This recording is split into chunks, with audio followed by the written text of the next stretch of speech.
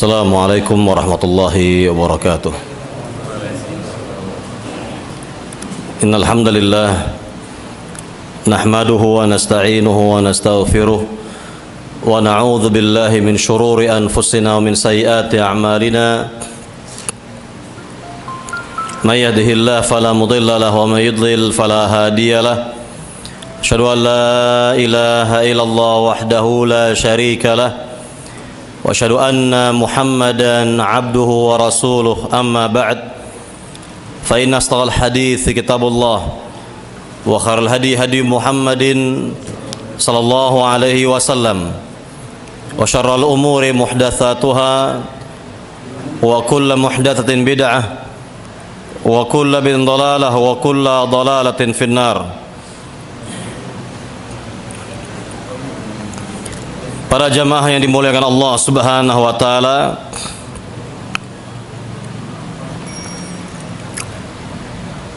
jika seorang mengaku diri sebagai muslim,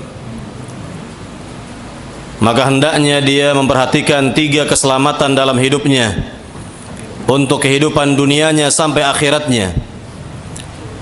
3 keselamatan tersebut adalah: yang pertama, salamatul manhaj, selamat manhajnya.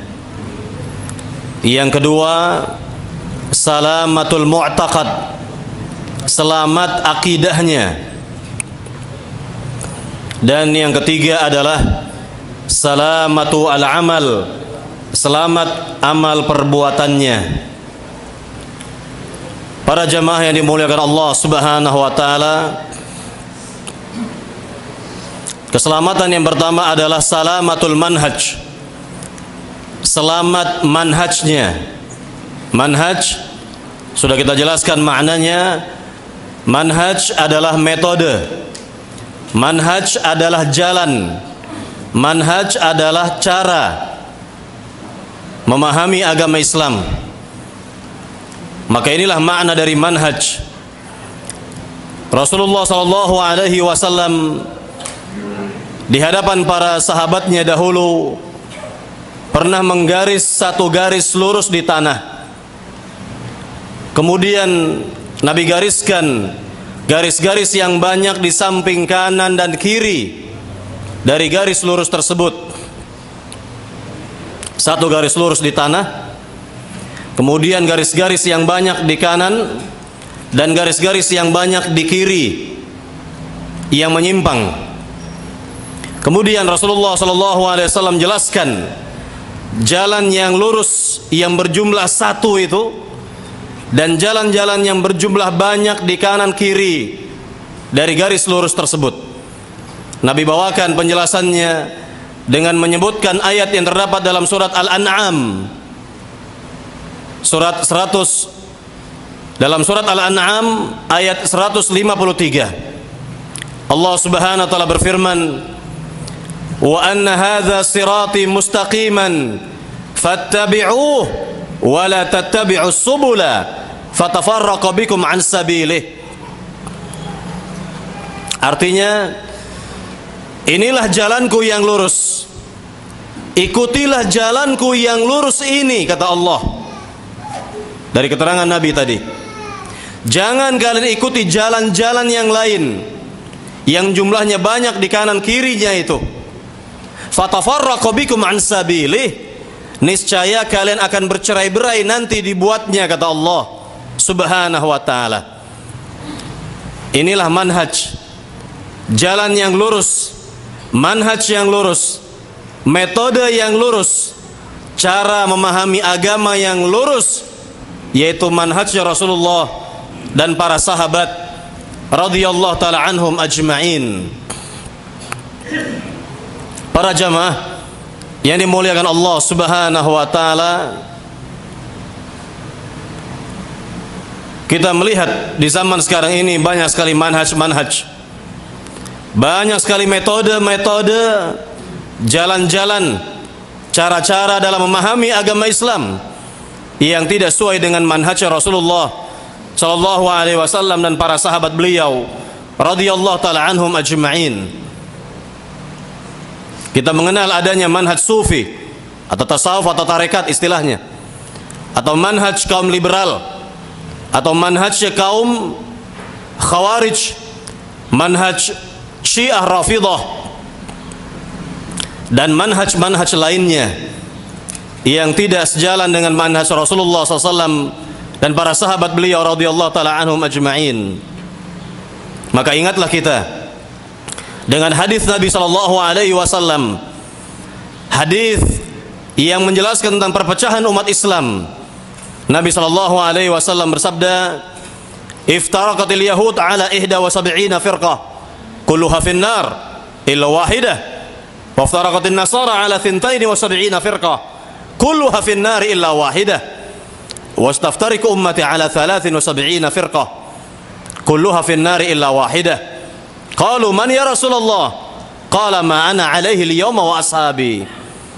Kata Nabi SAW, umat Yahudi sudah terpecah belah menjadi 71 golongan. Ini di masa Nabi, ketika Nabi masih hidup ini. Nabi sendiri yang menjelaskan kepada para sahabatnya bahwa orang-orang Yahudi di zamannya itu sudah terpecah belah menjadi 71 golongan. 70 golongan dari Yahudi masuk neraka kata Nabi, dan satu yang masuk surga kata Nabi SAW. Kemudian kata Nabi, dan begitu pula dengan umat Nasrani, sudah terpecah belah menjadi 72 golongan. 71 golongan masuk neraka kata Nabi, dan satu yang dimasukkan ke dalam surga kata Nabi SAW.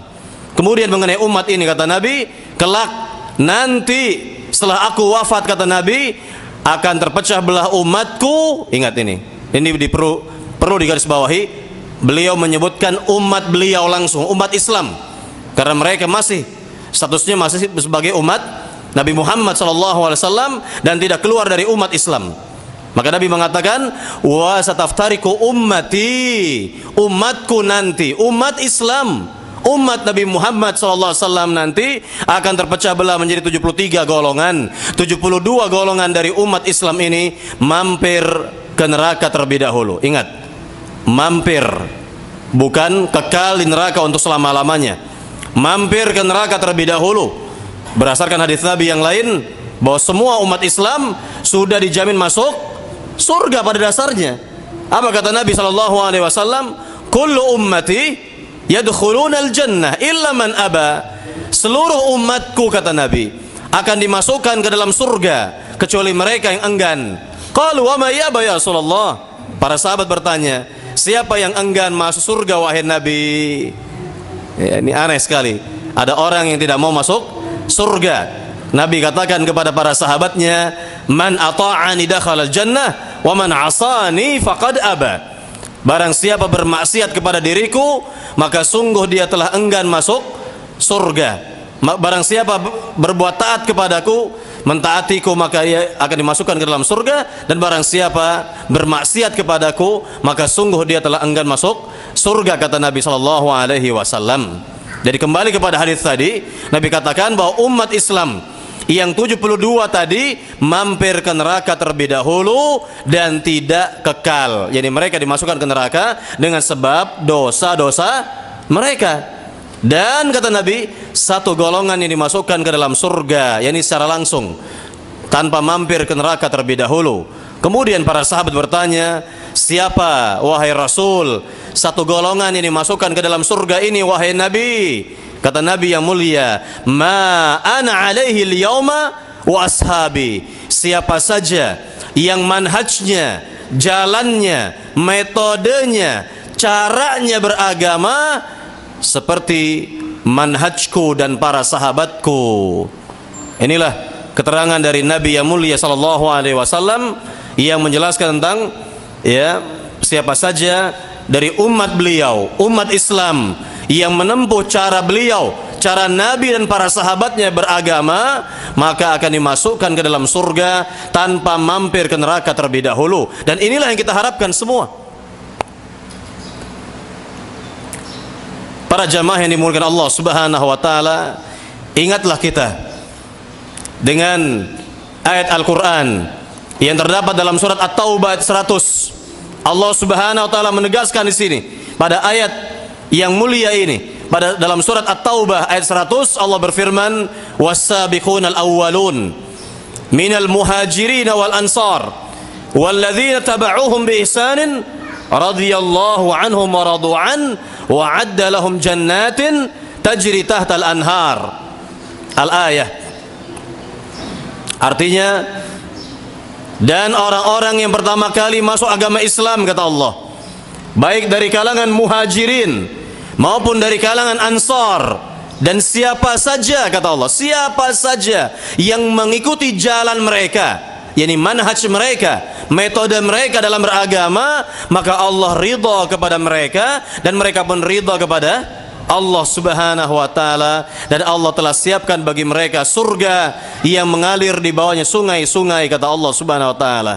Lihatlah betapa besarnya keutamaan, betapa besarnya keutamaan bagi siapa saja yang berusaha berupaya menempuh manhaj salafus salih, manhaj salaf, manhaj Nabi dan para sahabat di dalam memahami agama Islam, di dalam memahami agama Islam, memahami Al-Quran, memahami hadis Nabi sallallahu alaihi wasallam. Tentu konsekuensinya, ya, ini kan kebaikan kalau mengikuti apa? Jalannya para sahabat, manhaj para sahabat. Nah, sekarang apa? Ya, kebalikannya bagi mereka yang menempuh manhaj selain manhaj para sahabat. Ingat dengan firman Allah Subhanahu wa taala. Allah berfirman dalam Al-Qur'an.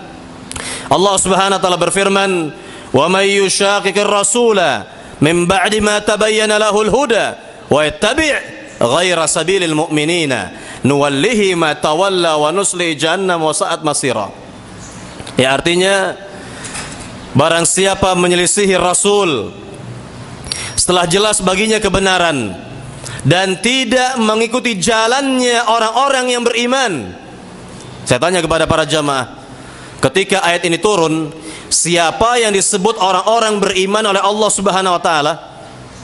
Siapa, Pak? Tentu para sahabat. Tidak ada lagi orang beriman saat turunnya ayat tersebut kecuali para sahabat. Ya, wa yattabi' ghaira sabilil mu'minin, dan mengikuti manhaj selain manhajnya orang-orang yang beriman, yakni para sahabat Nabi itu maksudnya. Apa konsekuensinya?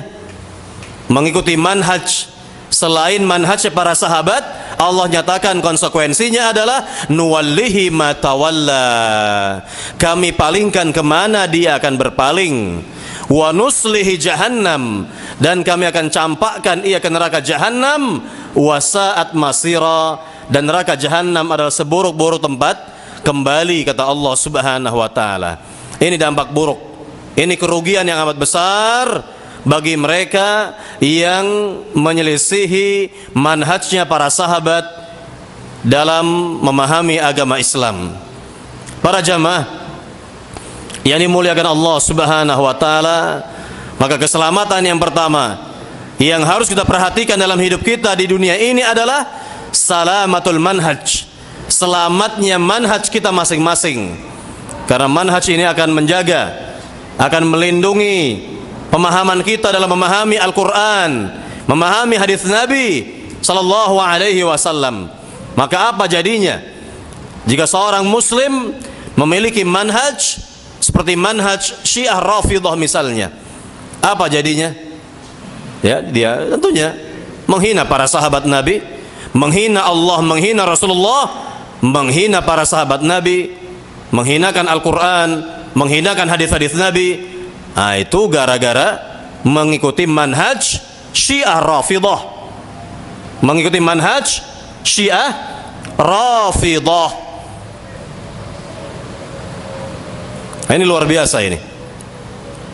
Jadi salah dalam metode memahami agama, keliru mengambil metode dalam pemahaman agama, akan menyimpang besar, akan terjadi penyimpangan yang besar, penyimpangan yang luar biasa, yang asalnya nyimpangnya mungkin sedikit-sedikit awalnya dahulu ketika timbulnya Syiah ini yang ditimbulkan atau dimunculkan oleh Abdullah bin Saba,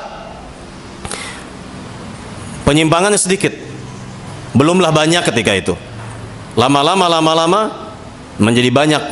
Terus ya, berdirilah sebuah agama tersendiri yang kita kenal sekarang, yang menyebar di dunia sekarang ini, di negeri kita dan negeri-negeri yang lain, adalah Syiah Rafidah, atau disebut dengan Syiah Imamiyah, atau disebut dengan Syiah Itsna Asyariyah. Nah, ini gara-gara manhajnya tidak benar, metode memahami agama tidak benar. Lalu bagaimana jika seorang muslim memilih manhaj Khawarij misalnya? Manhaj Khawarij, apa di antara dampak buruknya? Ya, tentu mereka akan mengkafirkan orang-orang di luar kelompoknya. Siapa saja yang di luar kelompoknya, seperti kita yang ada sekarang ini, telah mereka kafirkan. Bahkan mereka tega-teganya mengkafirkan orang tuanya sendiri. Wal'iyadzubillah. Ini gara-gara apa? Manhaj yang menyimpang. Manhaj yang menyimpang, yang akhirnya apa? Buat teror sana, teror sini. Sedangkan agama Islam sudah berlepas diri dari perbuatan mereka semuanya itu. Nah, ini manhaj Khawarij. Lain lagi dengan manhaj liberal, manhaj ya, atau manhaj juga manhaj Mu'tazilah, kaum rasionalis misalnya, di mana mereka meyakini bahwa semua agama itu baik, semua agama itu benar, semua umat beragama itu akan masuk surga. Lalu siapa di neraka? Siapa kalau begitu di neraka? Orang komunis, orang ateis. Nah, inilah penyimpangan yang luar biasa. Ini juga gara-gara manhaj, metode dan cara mereka dalam memahami agama ini.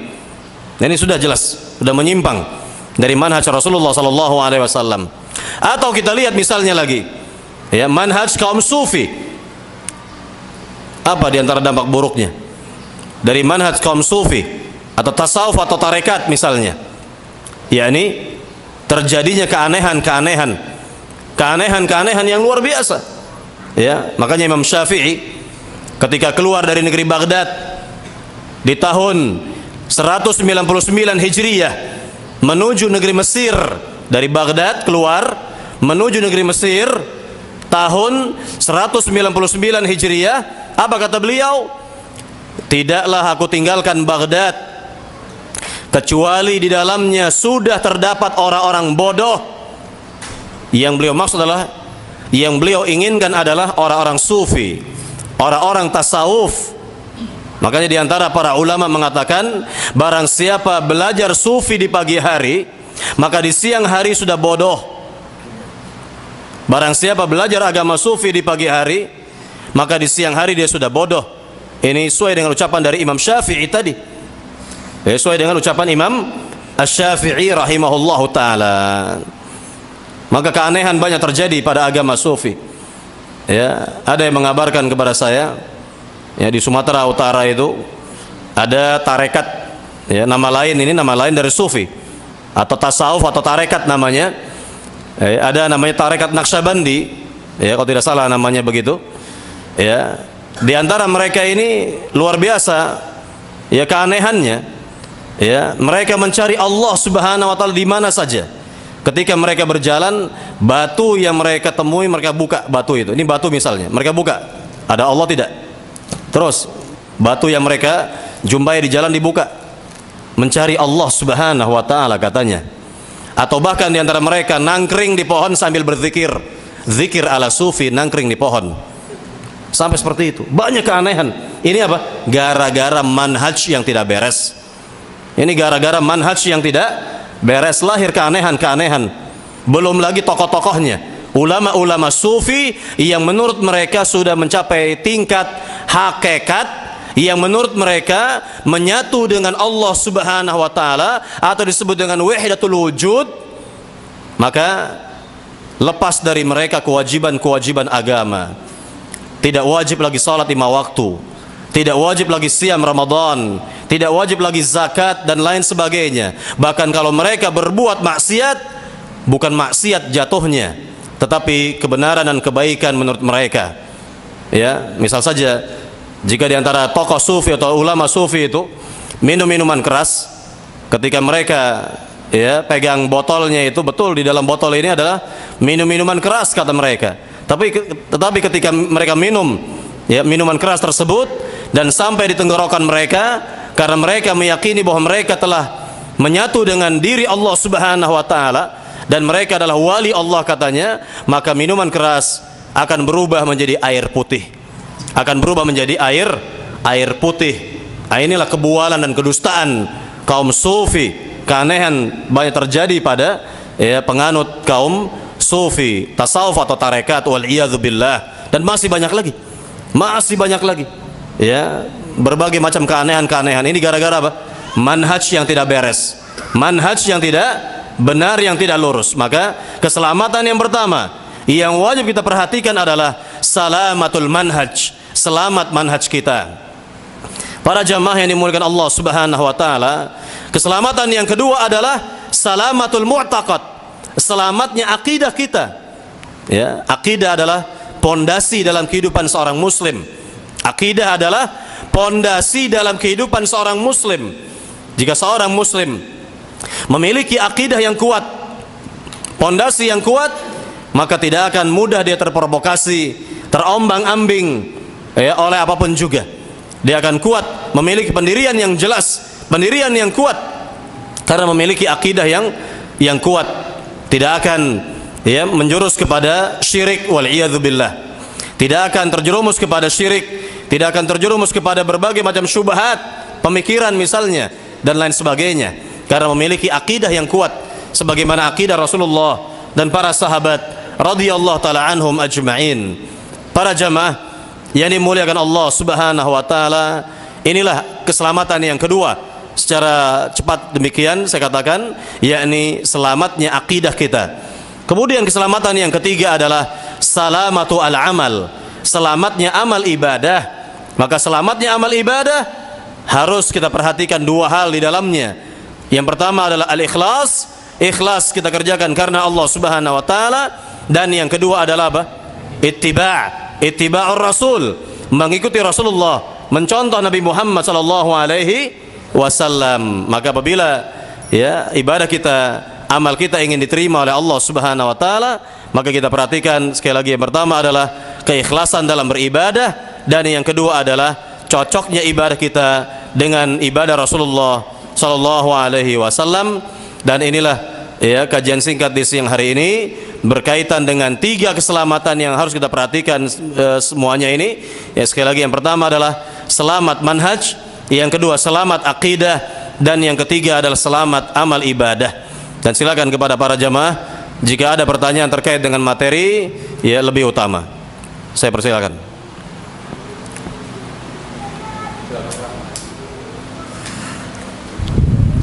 Silakan.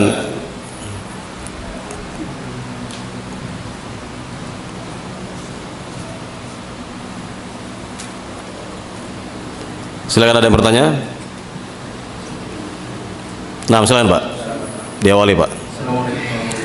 Waalaikumsalam warahmatullahi wabarakatuh. Saya sedikit kemarin ada ustaz dari Palestina di dusun di kampung. Saya mau pertanyaan tapi dijawabnya secara pribadi aja. Saya kan mengenai perpecahan umat. Tapi kata dia pernyataannya, jadi yang semua juga sufi, terus kan yang tasawuf, terus yang ada pendapat yang lain itu masuk surga semua, itu dianggap satu ya teh. Yang mana yang salah itu katanya amaliyah saja gitu teh. Terima kasih. Assalamualaikum warahmatullahi wabarakatuh. Waalaikumsalam. Iya, ini pemahaman yang keliru, pemahaman yang berseberangan dengan pemahaman Rasulullah dan para sahabat. Kalau Nabi tadi menjelaskan dalam hadis yang ya sangat populer ini, dan para ulama mengakui tentang ya kedudukan hadis yang mulia ini, maka Nabi SAW menyebutkan bahwa umat Islam akan terpecah menjadi 73 golongan, 72 mampir ke neraka dan satu yang diselamatkan masuk ke dalam surga. Maka ini yang difahami oleh Rasul dan para sahabat. Namun ada di antara orang yang memang tidak setuju dengan hadis ini, yang menganggap hadis ini untuk memecah belah. Padahal tidak seperti itu. Nabi sampaikan seperti ini, tentang perpecahan umat Islam agar umat Islam ini berhati-hati, jangan mau dipecah belah atau berada pada akidah yang benar, agar umat Islam ini hati-hati, ya, senantiasa berada pada agamanya yang benar, akidahnya yang benar, sehingga kalau umat Islam, ya, berada pada akidahnya yang benar, mereka akan bersatu. Ya, kemudian juga tentunya, ya, Nabi mengabarkan hal ini juga agar kita tentunya berhati-hati dari akidah-akidah yang menyimpang, manhaj-manhaj yang menyimpang, yang tidak sesuai dengan manhaj Rasulullah dan para sahabat radhiyallahu taala anhum ajma'in. Dan tentunya, ya, perpecahan seperti ini merupakan sunnatullah, apa yang telah ditakdirkan Allah Subhanahu wa taala pasti akan terjadi. Dan orang yang mengatakan bahwa hadis tersebut adalah terbalik, mestinya 72 masuk surga dan 1 yang masuk neraka, orang ini berarti tidak faham realita. Dia nggak melihat realita sekarang ini, realita umat Islam, tidak mengerti tentang kenyataan umat Islam yang ada di zaman kita sekarang ini, bahwa mereka telah terpecah belah menjadi sekian banyak golongan, ya, masing-masing mengklaim, ya, yakni berpegang kepada Al-Quran dan hadis Nabi Sallallahu Alaihi Wasallam. Jadi sekali lagi, pemahaman yang tadi itu tidak tepat dan berseberangan dengan apa yang difahami oleh Rasulullah dan para sahabat radhiyallahu taala anhum ajma'in. Nah, silakan Pak yang lain, Pak. Silakan, Pak. Waalaikumsalam warahmatullahi wabarakatuh. Silakan.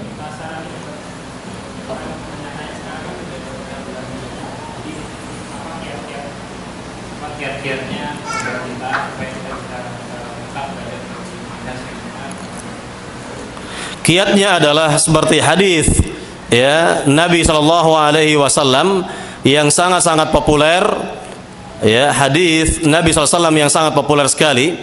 Apa kata Nabi Shallallahu Alaihi Wasallam? Nabi SAW mengatakan mengenai hadis, ya, apa kata Nabi di awal-awalnya itu? Innahu may ya'ish minkum, ya, ini dari pertengahan. Innahu may ya'ish minkum fasayara ikhtilafan katsira. Fa'alaikum bisunnati wa sunnatil khulafa'ir rasyidin al-mahdiyyin min ba'di. 'addu 'alaiha bin nawajidh wa iyyakum muhdatsatil umur fa inna kulla muhdatsatin bid'ah, kata Nabi sallallahu alaihi wasallam. Ya. Hadis Irbad bin Sariyah. Hadis yang sangat mulia sekali ini. Nabi mengatakan, sungguhnya barang siapa diberi umur panjang di antara kalian, di antara para sahabat, ya, maka akan melihat perpecahan yang banyak sekali, perselisihan yang banyak sekali. Maka wajib bagi kalian untuk berpegang teguh kepada sunnahku. Sunnah di sini maknanya manhaj. Berpegang teguh kepada manhajku dan manhajnya khulafaur rasyidin yang 4 itu. Gigitlah sunnah atau manhaj tersebut dengan gigi geraham. Hati-hati kalian dari perkara baru dalam agama yang tidak ada contohnya, karena setiap perkara baru dalam agama itu disebut dengan bid'ah, kata Nabi sallallahu alaihi wasallam. Nah, ini solusi dari Nabi sallallahu alaihi wasallam.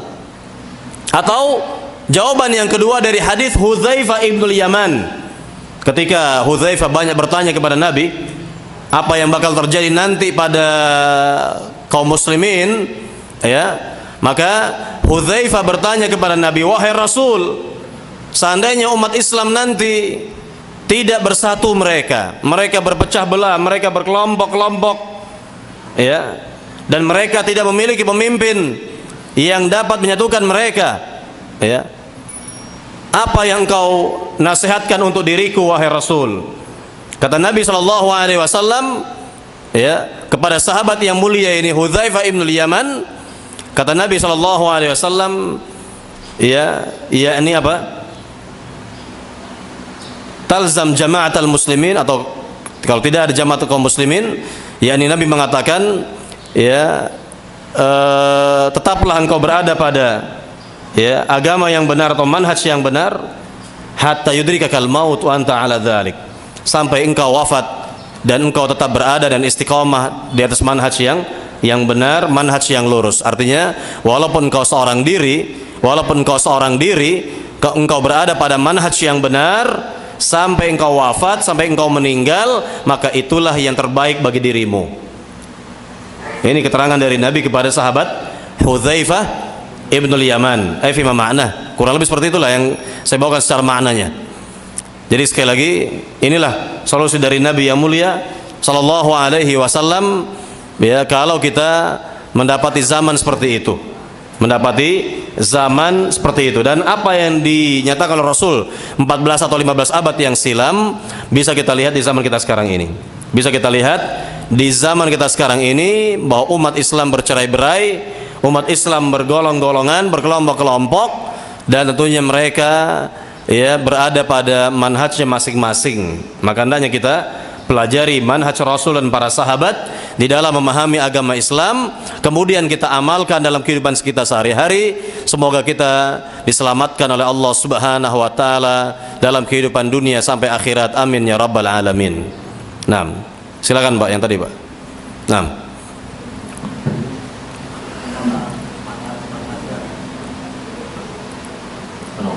Waalaikumsalam.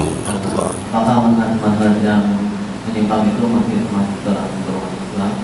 Kalau masih termasuk, berarti kita itu berusaha kita itu. Betul. Ya, ini pertama sebagian besar dari manhaj itu yakni telah menyimpang dari Islam, namun pelakunya tidak dikeluarkan dari Islam kecuali yang bermanhaj Syiah Rafidhah. Kalau tadi disebut Ahmadiyah, benarlah Ahmadiyah sudah disepakati oleh para ulama keluar dari Islam, ya. Demikian pula dengan Syiah Rafidhah sudah dikeluarkan oleh para ulama dari Islam. Syiah Rafidhah atau Syiah Imamiyah atau Syiah Itsna Asyariyah, ya, tidak tergolong dari 72 umat Islam yang mampir ke neraka. Ini bukan mampir lagi. Syiah Rafidhah sudah bagaimana? Nah, ya, kekal abadi selama-lamanya di neraka, wal'iyadzubillah. Ini berkenaan dengan Syiah Rafidhah. Adapun yang lainnya seperti Khawarij, ya, ataupun Mu'tazilah atau yang semisalnya itu yang belum dikeluarkan oleh para ulama dari daerah Islam, maka tetap mereka masih tergolong dari umat Islam, umat Nabi Muhammad sallallahu alaihi wasallam. Dan kelak nanti di akhir zaman, ya, di akhir zaman nanti, di zaman kemasan umat Islam nanti di akhir zaman, ya, tentu akan berada atau kembali umat ini kepada manhaj yang benar. Akan kembali umat Islam ini kembali kepada manhaj yang benar, yang akan dipimpin oleh Imam Mahdi bersama Nabi yang mulia Nabi Isa alaihissalam. Baru setelah itu Allah wafatkan seluruh umat Islam, seluruh orang yang beriman, walaupun imannya kecil, akan diwafatkan oleh Allah Subhanahu wa taala dengan cara Allah menghembuskan angin yang sangat lembut, lebih lembut dari sutra, yang dengannya, ya, wafatlah seluruh orang-orang yang beriman, dan yang tinggal di dunia ini hanyalah orang-orang non-muslim. Maka mereka disebut oleh Nabi sebagai syirarul khalqi indallah, seburuk-buruk makhluk di sisi Allah Subhanahu wa taala. Disebut oleh Nabi sebagai seburuk-buruk makhluk adalah pertama karena mereka kufur kepada Allah, dan yang kedua mereka lah yang akan merasakan kiamat besar itu, ya, hancurnya alam semesta ini. Mereka itu yang akan merasakan kiamat besar. Tidak ada lagi orang Islam, tidak ada lagi orang yang beriman yang masih hidup ketika itu. Semua sudah diwafatkan, semua sudah diwafatkan oleh Allah Subhanahu wa taala. Nah, silakan, ada lagi? Nah, terakhir ya.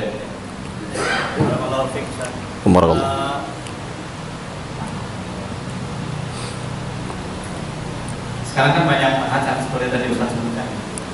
Kemudian kita tahu mereka pun tidak ragu-ragu mengatakan di media massa atau segala macam, mengatakan bahwa mereka berdiri di atas Ahlussunnah wal Jamaah.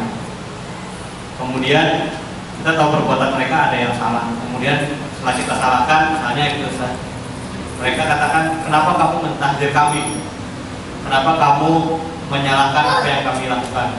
Bukankah itu jadinya kalian itu seperti orang-orang yang suka mengkafirkan orang lain seperti itu seperti itu gimana menjawab?